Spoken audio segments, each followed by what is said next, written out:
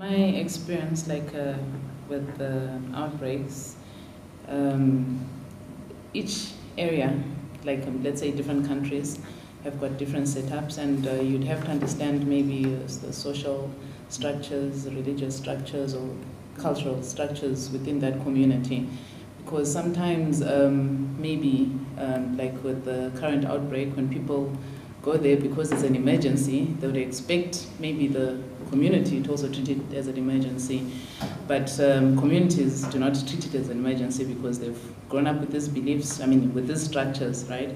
So what people failed to do initially when they went into, I think, this outbreak was to recognize and respect those structures in those communities. So people went there with interventions, and you think that maybe people are dying, so definitely, but they didn't do that. They continued with the practices until, which is why I guess maybe the outbreak has got so many casualties even 6 months later.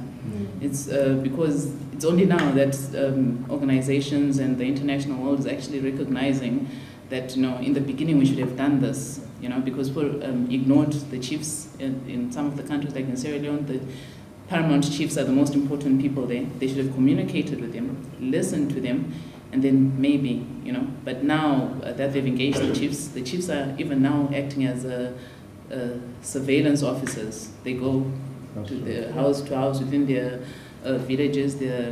Some of the villages are now contact tracers because I think people have respected maybe their structures.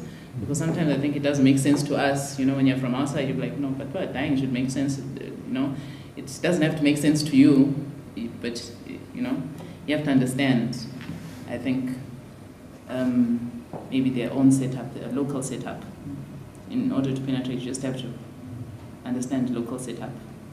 Despite all the media attention, and it was true because in Sierra Leone, the statistics say 97% of people knew about Ebola. Knowing about Ebola didn't mean that they stopped doing things that would cause Ebola.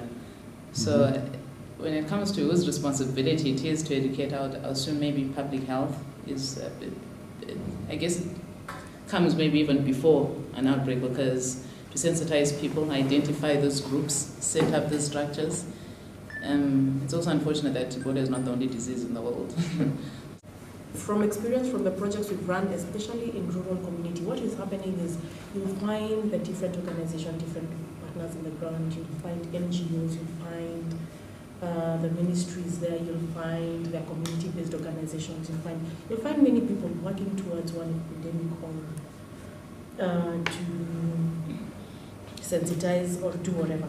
The only problem is that they're not coordinated efforts. Everyone is coming in and doing something that they feel will create an impact. And everyone is doing what they want, when they want, and how they want to do it. Up until somebody gets to the point of saying, hey, this is our area, we're going to coordinate it this way.